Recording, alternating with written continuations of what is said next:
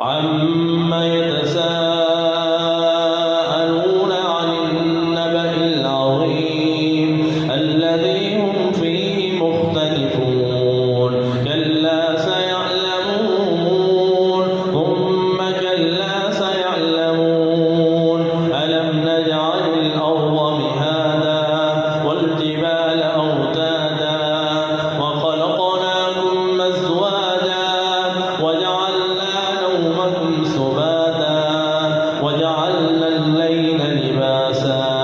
وجعلنا النهار معاشا وبنينا فوقكم سبعا شدادا وجعلنا سراجا وهاجا وأنزلنا من المعصرات ماء ثجاجا لنخرج به حبا ونباتا وجنات ألفافا إن يوم الفصل كان ميقاتا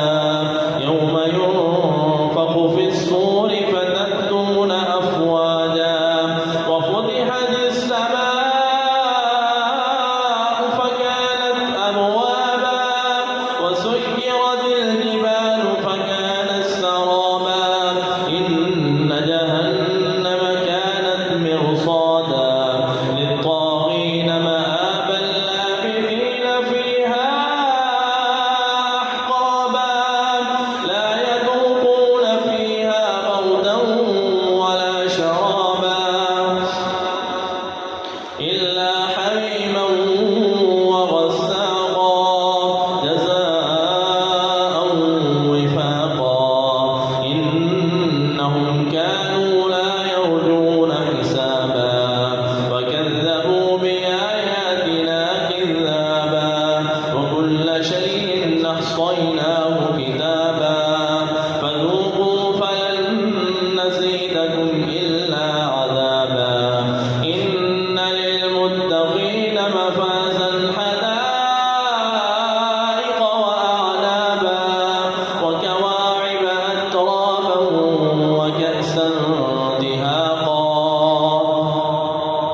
لا يسمعون فيها لغوا ولا كذابا جزاء من ربك عطاء حسابا رب السماوات والأرض وما بينهما الرحمن لا يملكون منه خطابا يوم يقوم الروح والملائكة صفا لا يتكلمون إلا من أذن له الرحمن وقال صوابا ذلك اليوم الحق فمن شاء اتخذ إلى ربه مآبا إنا أنذرناكم عذابا قريبا يوم ينظر المرء ما قدمت يداه ويقول الكافر يا ليتني كنت ترابا والنازعات غرقا والناشطات نشطا والسابحات سبحا فالسابقات سبقا فالمدبرات أمرا يوم ترجف الراجفة تتبعها الرادفة قلوب يومئذ واجفة أبصارها خاشعة يقولون أئنا لمردودون في الحافرة أئذا كنا عظاما نخرة قالوا تلك إذا كرة خاسرة فإنما هي زجرة واحدة فإذا هم بالساهرة هل أتاك حديث موسى إذ ناداه ربه بالوادي المقدس طوى اذهب إلى فرعون إنه طغى فقل هل لك إلى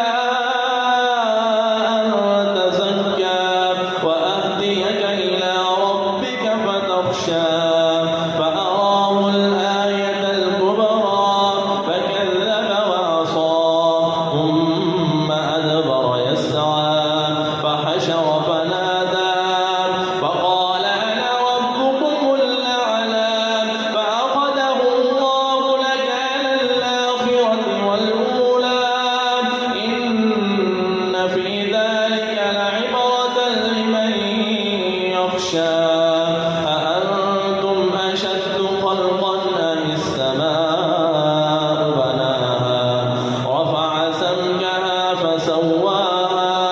وأغطش ليلها وأخرج ضحاها والأرض بعد ذلك دحاها أخرج منها ماءها ومرعاها والجبال أرساها متاعا لكم ولأنعامكم فإذا جاءت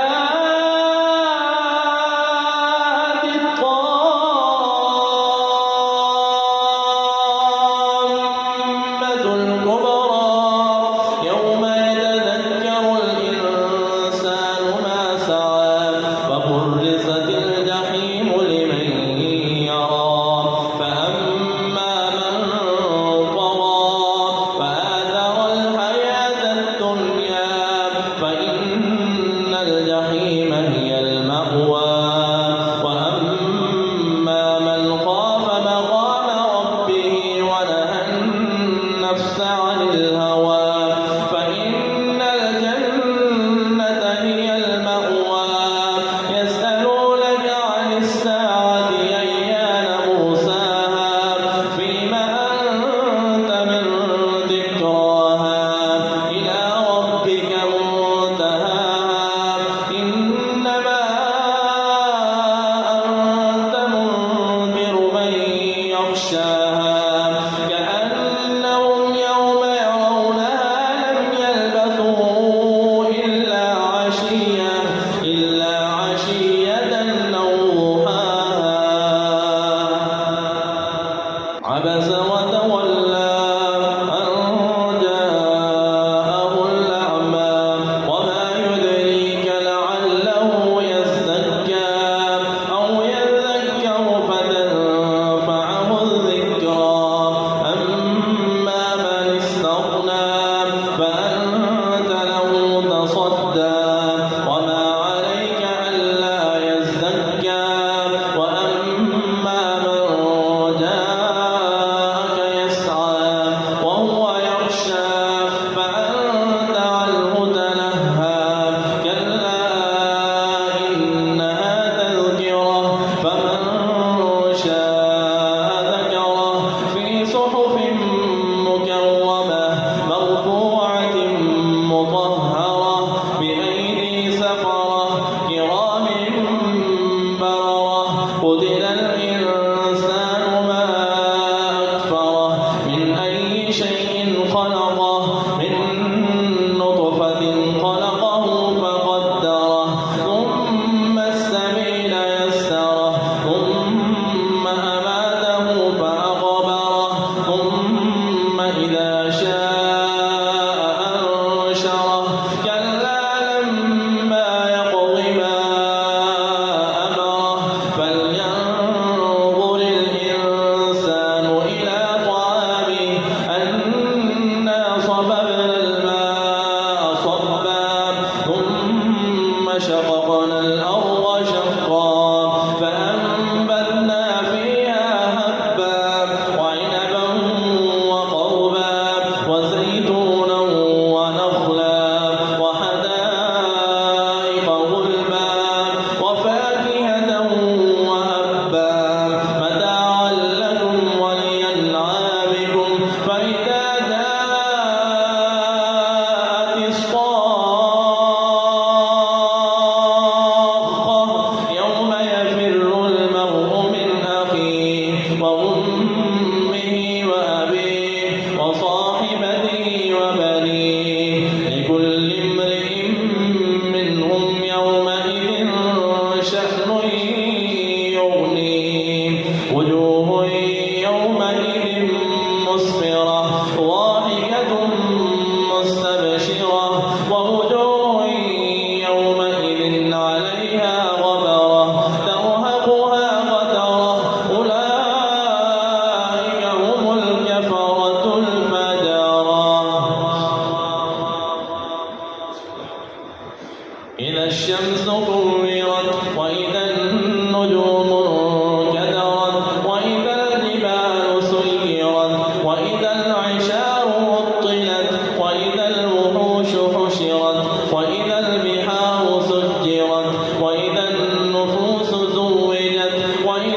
الموءودة سئلت بأي ذنب قتلت وإذا الصحف نشرت وإذا السماء كشطت وإذا الجحيم سعرت وإذا الجنة أزلفت علمت نفس ما أحضرت فلا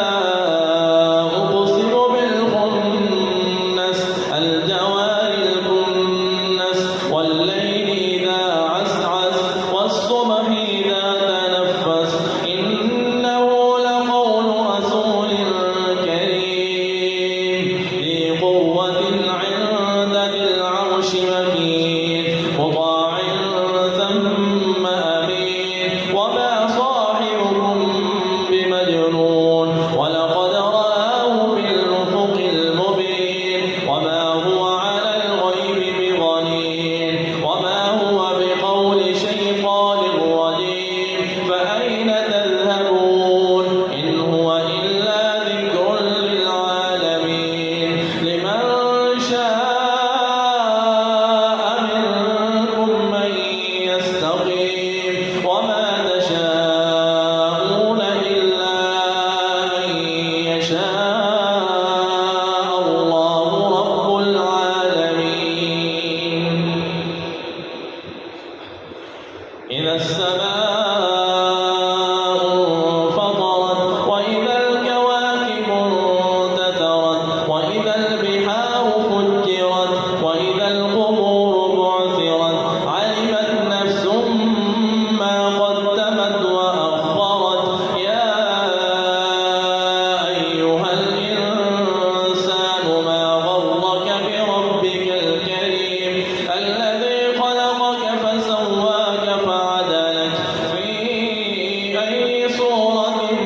ما شاء ركبك كلا بل تكذبون بالدين وإن عليكم لحافظين كراما كاتبين يعلمون ما تفعلون إن الأبرار لفي نعيم وإن الفجار لفي جحيم يصلونها يوم الدين وما هم عنها بغائبين وما أدراك ما يوم الدين ثم ما أدراك ما يوم الدين يوم لا تملك نفس لنفس شيئا والأمر يومئذ لله ويل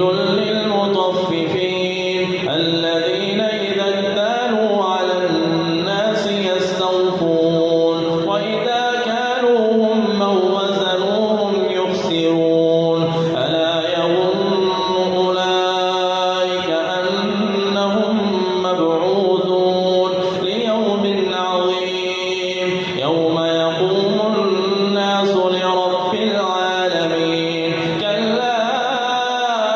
إن كتاب الفجار لفي سجين وما أدراك ما سجين كتاب مرقوم ويل